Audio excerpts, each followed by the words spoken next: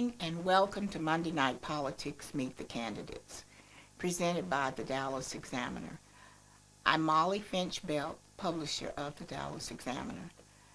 The Dallas Examiner has presented Monday Night Politics for over 12 consecutive years prior to elections. The Dallas Examiner does not endorse candidates. We seek to inform the community so that when they go to the polls, they are informed voters. All candidates who provide their email addresses on their applications when they file for office are invited to participate in Monday Night Politics. Monday Night Politics is not a debate, it's a forum designed to inform the community about the candidates' qualifications, their platform, etc. We could not present Monday Night Politics without our sponsors, who are nonprofit organizations, and they do not endorse either. In addition to Monday Night Politics, our website, www.dallasexaminer.com, has a section for voter education. Here you'll find current information about voting. Visit www.dallasexaminer.com. I would be remiss if I didn't mention two people who have worked with Monday Night Politics Meet the Candidates behind the scenes for over 12 years. The first person is Robin Jimenez, Vice President of Production and Editorial at the Dallas Examiner. The other person is Christy Thomas, Monday Night Politics Advisory Committee. We are happy tonight to have as our moderator Charles O'Neill. Charles is president of the Texas Association of African American Chambers of Commerce, and he was the first editor for the Dallas Examiner when the newspaper was founded by my father in 1986. Thank you for attending the forum tonight. And welcome back to Monday Night Politics, the forum provided to you by the Dallas Examiner newspaper. We're now at a part of our forum tonight where stereotypically called the down ballot races, right? Folk get down that part and they just start punching or not punching. And so, but we know that JP courts are the courts of first resort. They're the closest to us, right? And so we have two candidates with us tonight in the Democratic primary for Justice of the Peace, Precinct 5, Place 1.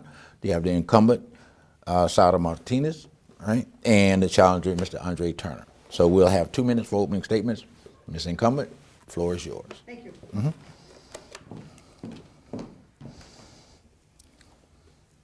Good evening, everyone. My name is Sada Martinez. I am the incumbent Justice of the Peace for Precinct 5, Place 1. I have served in this position for 8 years now, and it is my honor to do so. I am proud of the work that we've done during these 2 terms, and I am seeking my 3rd term for re-election. I was born and raised in the Rio Grande Valley of South Texas. I received my bachelor's degree from Loyola Marymount University and my law degree from the University of Southern California School of Law.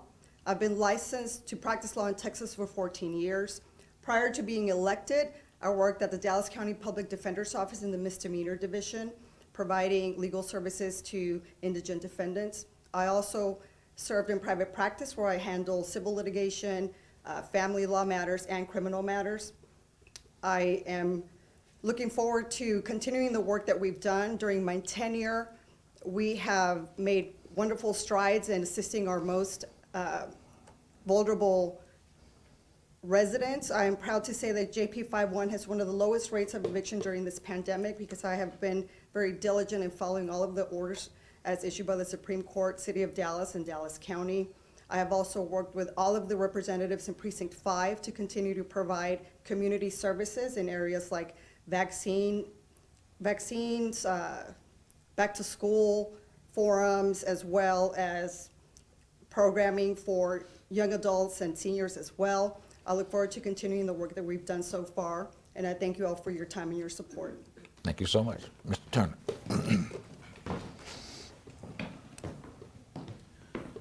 Good evening. First, I want to say thank you, Molly Belt, for 12 years of educating our community on the importance of voting, especially in the primary race.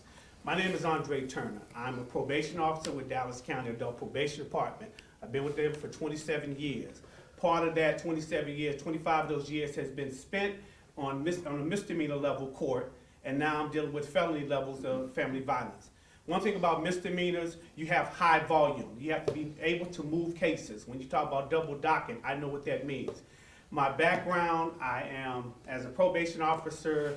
My degree is from Bishop College in elementary education. That's my education piece. My master's degree is in professional development. I served on the Judicial Nomination Commission for 10 years. Prior to that, I just resigned from the Police Oversight Board for 2 years in order to run for this seat. My work and depth has been in the community. 20 years I have served as a sponsor for Townview Law Magnet, where we're educating young men and young women to make a difference in their life, and hopefully they're going to law school. And some of them has become lawyers.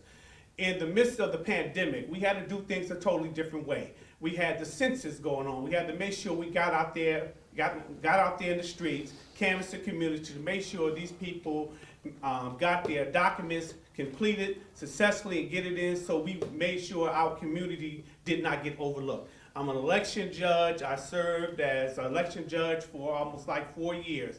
My name is Andre Turner, and I'm the one that's going to make a difference in Precinct 5, Place 1. And stay there for the first question, Mr. Turner. As I mentioned, again, stereotypically, these races don't draw a lot of attention.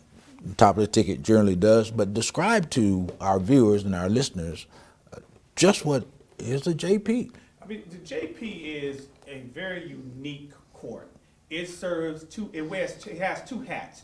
It has that civil aspect of it, and then it has the criminal aspects of it. A lot of times, this is the first step before they get to a higher court, which is a county criminal court that handles Class B and Class A cases. This is the court that my grandmother wants to go in, and she can seek fair justice and handle incident that between she and a neighbor where the tree had fallen into a yard, and she don't have to hire an attorney because she's on a fixed income. But this is the first court that a person will go to where they can just do this on their own and not be intimidated that I have to go out and hire a lawyer to handle this case, and I can do it on my own. And I can walk out feeling that I have experienced fair justice. And it's a very unique position that it doesn't cost for you to have a Juris Doctorate degree. You know, this is about the only one. And so definitely with my education background, you know, truancy is a big issue. We handle truancy cases. They handle the small Class C cases dealing with tickets. That's the first court. These are the first courts you get to before you even get to the Dallas Municipal Court, which is a baby court also. So it's a very important court because definitely it's for the people. The people can govern those courts. Okay, thank you. Judge Martinez, same question. Describe that court for us. Well, Justice of the Peace Court is really where the rubber meets the road. We handle a variety of issues. The most important in light of the pandemic is the eviction docket. We also handle Class C misdemeanors, which is your typical traffic citation. We also handle small claims, debt claims, dangerous dog hearings, occupational driver's license, as well as license suspension hearings. So we are a mixed bag of all of the other things that our typical higher courts do not have the time to deal with. And these are the courts where we're deciding who gets to stay in their home, who gets to drive to their job so they can provide for their family. So this is a very crucial part of our community, and we need to make sure that the person that sits on that bench understands those issues. As the first generation American and the daughter of migrant farm workers, I understand the issues that appear in this court. I understand when you can't make rent. I understand when you are facing housing insecurity, food insecurity, because I have lived those issues. And I believe that real world experience that I have, along with my legal education, makes me the best fit for this job. In the last legislative session, the amount of controversy for this court changed to $20,000. Sitting on this court every single day, I can tell you that we now have a wide barrage of motions that are brought by attorneys that have made the process extremely complicated. Having that legal background and understanding what these motions means is very crucial, and I believe that a person that has those qualities is better able to serve the community. Landlord-tenant issues always seem to bubble up. Here most recently, eviction relief funds have been tied up someplace, then they're not making it down to people that are affected by either the pandemic or unemployment or whatever. How have you worked with the system to try to, one, free up those funds that will begin to alleviate the stress between tenants and landlords?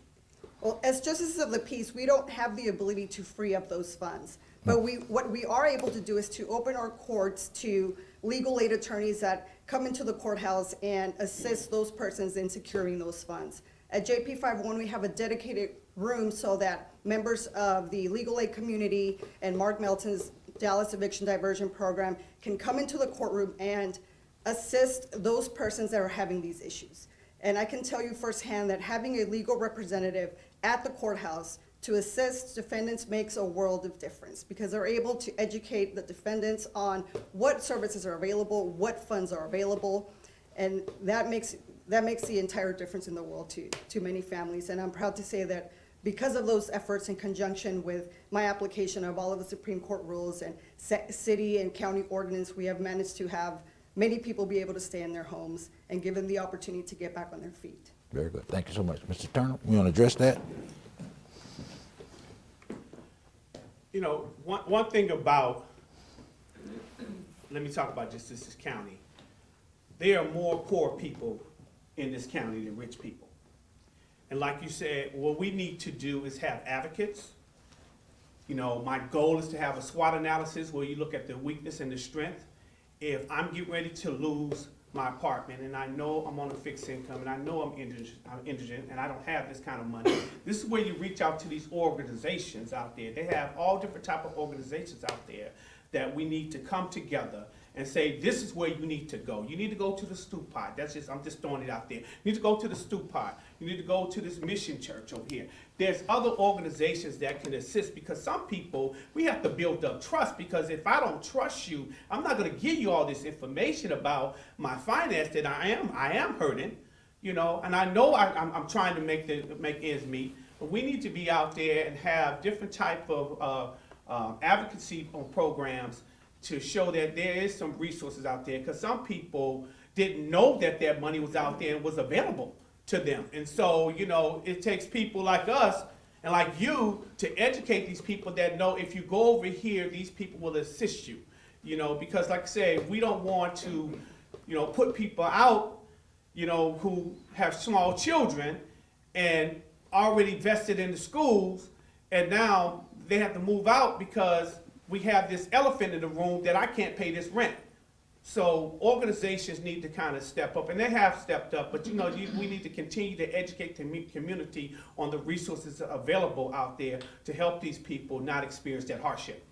Mr. Turner, stay there for your closing statement. Tell us how you're being elected to Precinct 5, Place 1 will improve that court. One thing I plan to bring, we have almost like 8 high schools. Truancy is an issue. I want to incorporate teen court. For 20 years, I worked with Challenging Law Magnet Program, and we have excellent, then they have Skyline out there. We have excellent students, you know, that peer-to-peer, when they get peer-to-peer sanction. I want to implement that. Definitely, I want to sit down with advocacies in different areas that this JP 5 serves, whether it be from Pleasant Grove to West Dallas to Norfolk Cliff. We have everybody come at the table to tell us what worked better for this community.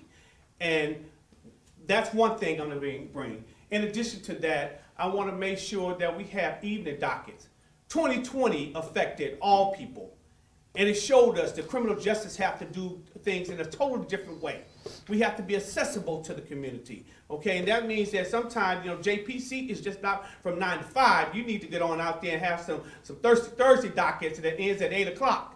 You know, because that blue collar worker, when they say I cannot take off because my boss is getting ready to fire me, please believe that.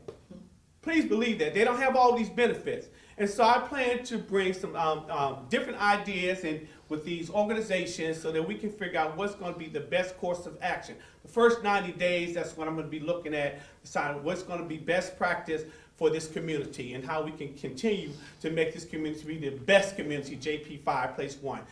If I don't ASK, I don't GET. I'm asking you to go out there, call 10 people, tell them, get those souls to the polls because the numbers are low. Thank you. Thank you so much. Judge Martinez, tell us why it's important that you be returned to JP Thank you Court. for that question. This I is your believe- closing statement. 2 Yes. minutes. Yes, ma'am. I believe that I should be returned to this seat because we've done a phenomenal job in Precinct 5, Place 1.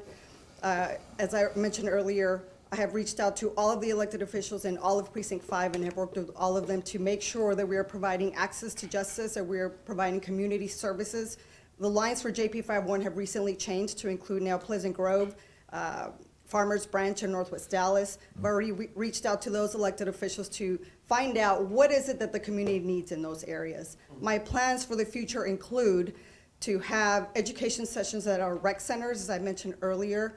There have been several changes that have affected the justice courts lately. So I would like to do a programming at each of the rec centers in Precinct 5 so that we can inform the community of what's available at our JP courts, what kind of cases can you bring, what are the jurisdictional limits in these areas, and how can you best present your case to the community. That was our plan before the pandemic hit, and that is something that I plan to do in my next term. We have also continued to make great strides in being accessible via technology. I was one of the first courts to have a YouTube channel to have all of our proceedings live streamed. I continue to use technology today to hold hearings and trials every single day, and that's been a great benefit to the community.